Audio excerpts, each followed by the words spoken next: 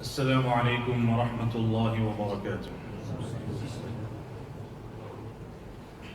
الحمد لله رب العالمين والعاقبة للمتقين والصلاة والسلام على أشرف الأنبياء والمرسلين سيدنا ونبينا وحبيبنا ومرشدنا ومطاعنا ومولانا محمد وعلى آله وأصحابه أجمعين. أما بعد فأعوذ بالله من الشيطان الرجيم. بسم الله الرحمن الرحيم. من عمل صالحا من ذكر أو أنثى وهو مؤمن فلنحيينه حياة طيبة. صدق الله العظيم. Honorable ulama, respected brothers, mothers and sisters, allow me to begin this afternoon by asking you a question. What is the most elusive thing in this world? What is that one thing that everyone seems to be looking for, but very few actually find? What is that one thing with regards to which thousands of books have been written, universities around the world lecture on it, scientists have been studying it for ages, governments are appointing special positions to oversee it, the UN has named a day after it, Google Analytics prove that people are searching for it. What is that one thing that everyone, wealthy, talented, powerful, achievers, leaders, they all seem to be seeking it, but most fail in finding it? What is it? And the answer is happiness. Everyone, without exception, wants to be happy, but you won't find that many people who actually are happy. Now, since happiness is such a common goal in our lives, and yet it is so elusive, I thought it would be apt for us to discuss this. However, we would discuss it in the form of answering three questions. The first is, why is happiness so elusive? Why is it so hard to find? The second is, what is happiness? And then the third question, how can we choose to be happy? Those are the three questions that I want to unpack and hopefully answer in the quest for you and I to better understand the concept of happiness. So let's take the first question. Why is happiness so elusive? Why is it that so many people, or everyone, is seeking it, but very few people actually find it? And the answer to that, the short answer to that is, our approach is wrong. We are looking for happiness in the wrong places. We are looking for happiness in the next purchase, in a bigger house, better job, better car, cooler technology, more fashionable clothing, the next holiday, and even the next person. The problem is, we are always chasing the next, and then the next, and the next. So a young man, he thinks, when I get married, I will be happy. And then the honeymoon period lasts, and I'm talking about the emotional honeymoon, for a few months, and then things normalize. That's the system of Allah. And then he thinks, okay, I thought, happiness, I thought marriage will bring me that happiness that was lacking in my life. And then he thinks, okay, maybe if I have my own children, will I truly be happy? And then the first kid comes and the second kid comes and it creates more complications in his life, more stress, more tension. Then he thinks, no, maybe the day I am able to purchase my own house, or maybe the day I am financially independent, when I have my own company, when I have my own business. So like that, we're chasing the next and the next and within the next. We think that happiness will be in our next goal, in the achievement of our next objective. And when we achieve that, hardly a few weeks or a few months pass, things normalize, and then we find that void once again in our lives. Actually, statistics have shown that even if you achieve the biggest goal in your life, after a maximum of 6 months, things normalize in your life. So for 30 years, you will be saving towards purchasing your own home. The day you purchase it, you'll be ecstatic, you'll be over the moon, you'll be elated. 6 months later, it becomes a norm, it becomes a standard in your life. Your whole life you dream of a particular car and you work towards it. The day you purchase it, you are over the moon. You drive it, you're happy. After 6 months, it's driving like any other car. After 6 months, your life returns to normal. So unhappy people focus on what they don't have. Happy people focus on what they have. People are unhappy because we're chasing the next and the next. We focused on what we don't have. Happy people always focus on what they already have. Unhappy people feel that they need something that they don't currently have to be happy. Happy people focus on the present. They don't fret over the past and they don't worry disproportionately over the future. Many of us, we are either living in the past. Things that have happened in the past, we're not willing to let go. Islam doesn't say that you press a button and you forget the past. No. Islam says whatever happened, you learn from it and you move on. Islam doesn't say that you totally ignore the future. No, we need to prepare for the future. But you can't live in the future. You cannot compromise your current happiness worrying over what will happen. Whether the rand will actually drop to $20 or not. It may not, but live in the moment. So happy people are able to enjoy what Allah has currently blessed them with. What they currently have.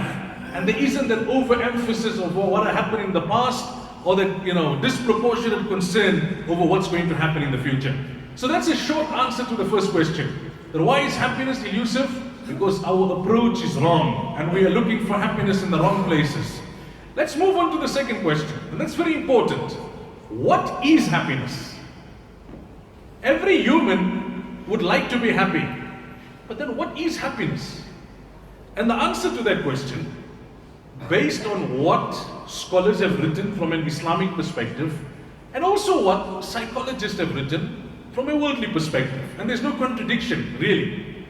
Happiness is the consistent mental, emotional, and spiritual state of well-being. Happiness is the consistent mental, emotional, and spiritual state of well-being. If you just digest what I've said to you twice, you will understand that happiness has more to do with your internal condition rather than your external circumstances. Happiness, in simpler words, is a general feeling of contentment and satisfaction. I read a quote which very aptly describes what happiness is all about. The quote reads that happiness is not a destination that you arrive at, it's a manner of traveling. It's not a destination that you arrive at. So it's not about the achievement of a goal or a number of goals in your life. It's how you live your life every day. Happiness is not about what's happening around you or your external circumstances. It's about your internal condition. So if happiness is about your internal condition, it means that happiness is a choice. It's a decision that you have to make. You need to stop searching for happiness. The greatest cause of unhappiness, the greatest reason why people are unhappy is because they're searching for happiness in the next purchase, in the next item, in the next person. You think your spouse will bring you ultimate happiness? You think your children will bring you ultimate happiness? No. They are potential means towards happiness. But happiness is in here, not out there. And when you understand that, you will be able to take the most important decision in your life, and that is you will be able to choose to be happy. I'll say this a few times during my discourse this afternoon, that happiness is a choice. You have to choose to be happy. Happiness is a choice. You have to choose to be happy. So that, in short, answers the second question. The first question was, why is happiness so elusive? We're looking in the wrong places in the wrong way. The second question, what is happiness? It's an internal condition. A consistent emotional, mental, and spiritual state of well-being. Now let's move on to the third question. How do we choose to be happy? If happiness is a choice, and you have to choose to be happy, how do you choose to be happy? By embracing the happiness portfolio. Or in simpler words, by understanding the happiness recipe, the recipe of happiness. And it comprises of 4 ingredients. The first is faith, iman. The second is family. The third is community.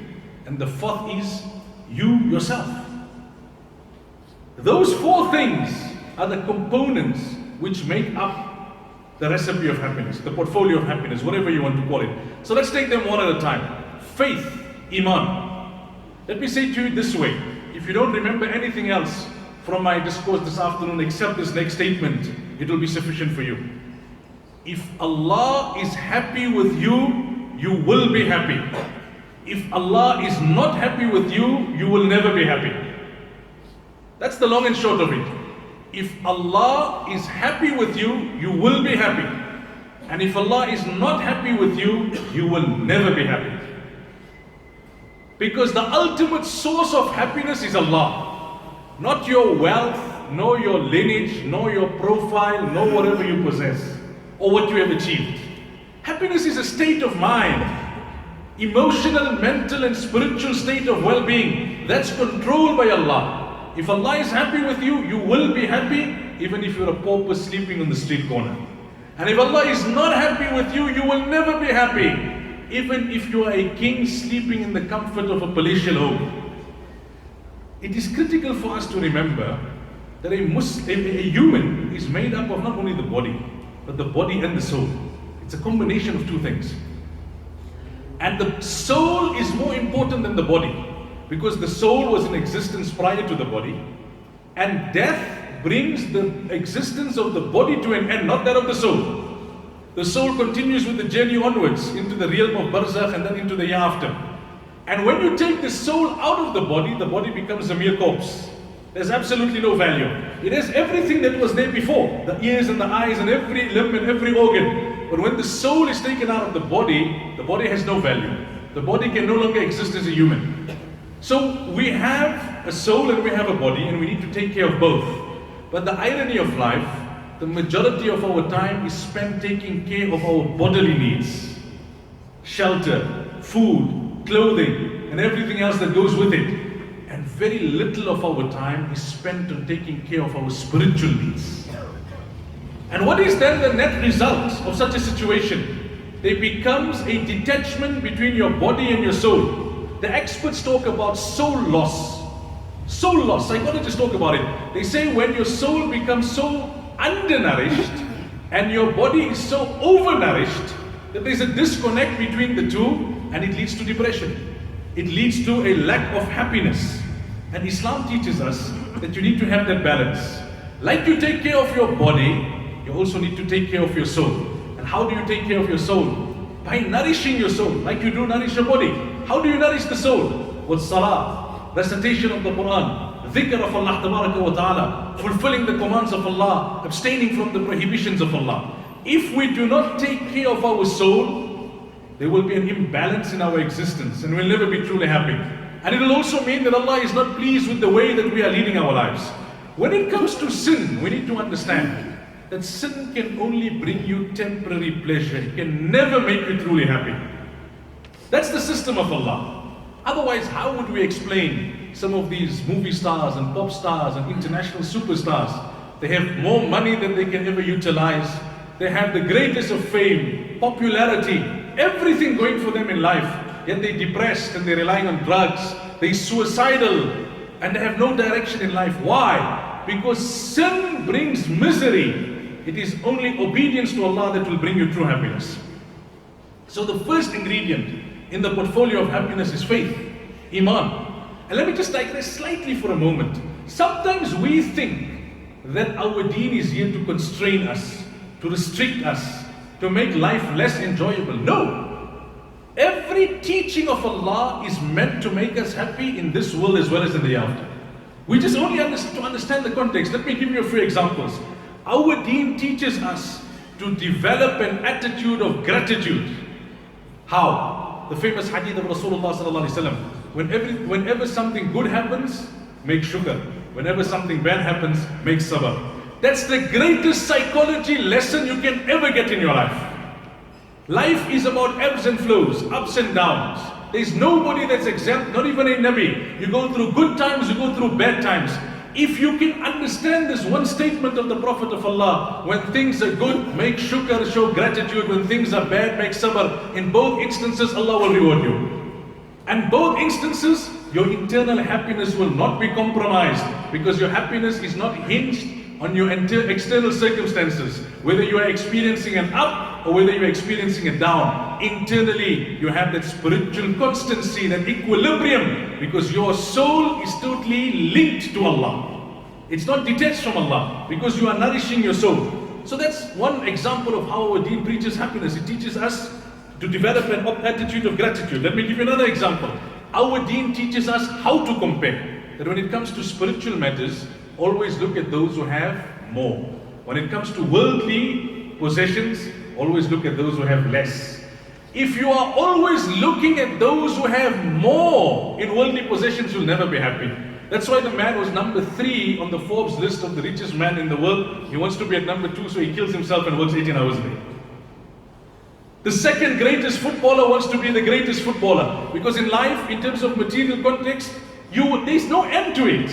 There will always be something in this dunya that you will never have. So if you don't understand how to compare, as our deen teaches us, then you will forever be unhappy. Our deen teaches us to practice forgiveness, because the lack of forgiveness is one of the biggest dampeners on a person's happiness. All the hurt and the baggage that you carry from the past, even if you were right and the other party was wrong, it dilutes your happiness. The moment you are able to forgive, you unshackle yourself and you release yourself from all of that burden. Our deen teaches us that have expectations on Allah alone. One of the main reasons people are unhappy is that they have expectations of others, especially those closest to them. And when those people disappoint them, when those people fall short of those expectations, then there is no end to that depression. A father who has done everything for his son, expecting something from the son in return, when the son doesn't understand what the father expects, let alone delivers, and that father's sorrow has no ends. But if a man from the onset did only for the pleasure of Allah and had expectation only in Allah, then that man will be happy irrespective who reciprocates and who appreciates and who returns the favor and who doesn't. So Islam and the teachings of Islam are meant for us to lead happy lives. Happiness is a choice, brothers. You have to exercise that choice. You have to choose to be happy. So that's the first ingredient, and from the 4 in the recipe of happiness. What's the second? Family.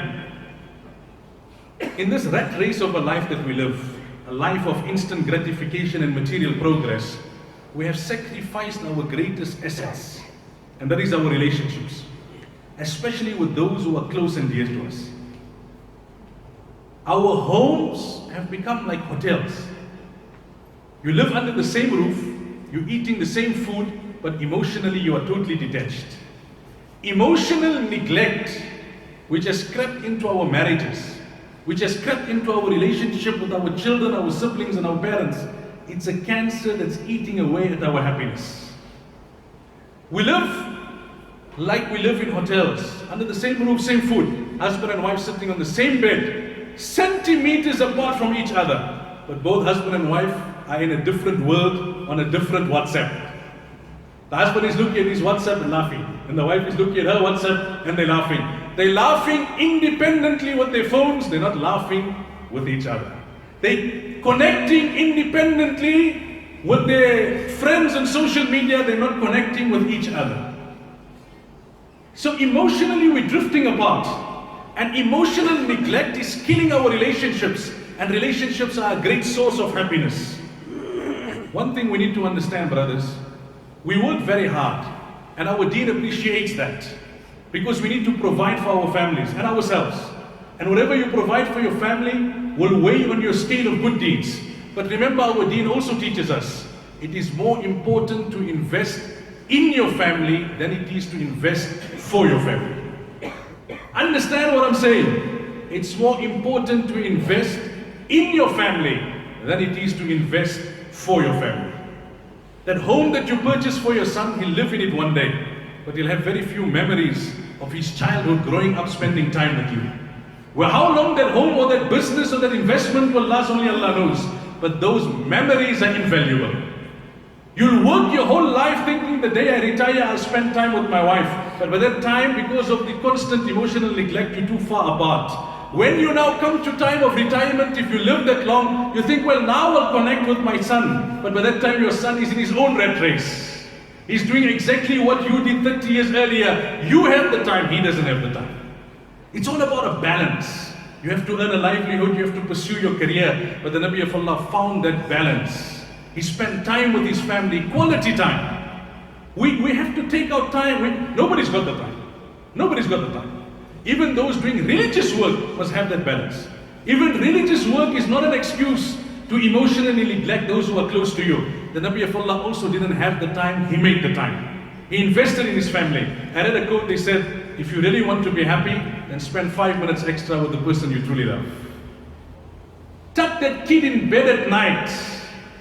Have at least one meal every day with your kids. Don't take all your work home. The cell phone is a boon, it's also a bane. It's made it more accessible for us. It's made it easy for us to do work out of the office, but then the work follows us everywhere we go, even to the picnic spots. So you knock a few balls with the lighty, and then you take out the phone, I just respond to one message, and you put it back and now you're ready. It's compromising. Understand how to departmentalize and how to prioritize. We need to invest in our families more than we invest for our families. Remember one thing. The company will always make decisions in the best interest of the company. You'll work for 30 years. The day a young upstart comes and he can do it a bit better than you, they'll usher you into retirement or a farewell party. You'll be an imam for 30 years. The day the young graduate comes and he reads a bit smarter than you, they'll push you into retirement. Then you'll sit back and regret and say, well, I gave my life for this institute, I gave my life for this company, now what do I have to show for it? The children have grown up. They did a survey in the corporate world amongst men who are between the ages of 50 and 60. They asked them, what's your greatest regret in life? The majority of them responded by saying, we spend too much of time in work, too little of time with the family. Let me conclude on this second part in the portfolio of happiness by saying this, brothers. The greatest irony and tragedy of our lives, we treat the people we love the most the worst. At work, you'll be patient, you'll be diplomatic, you'll be tolerant because your career or your business depends on it. But then you bring all of that stress and you dump it on your spouse and you take it out on your children. Because you know that they will tolerate. But it kills the relationship. It kills the relationship. So the irony and the tragedy of life is those people we love the most, we treat them the worst without realizing it. So the second part in the recipe of happiness, faith first, family second. Happiness is a choice. You have to choose to be happy. Time is fast running out on me. Let me mention just in one sentence the third part, community. You can never be truly happy if you're only serving your own interests. You'll only be truly happy when you make it a mission in your life to make others happy. Just in that one sentence, understand, if you're a person who lives only for yourself, in order for the broader benefit of the community and society, you will never be truly happy. Because Allah's system is such, your greater happiness is when you make others happy. Test it out. Are you happier the day you bought your own car, or are you happier the day you bought your son his first car? Happiness, true happiness is when you are a means for the happiness of others. And then the fourth of the four in the portfolio of happiness is you yourself. In our noble pursuits of earning a livelihood and furthering our career and achieving our goals, in this pursuit of material progress, we have neglected ourselves.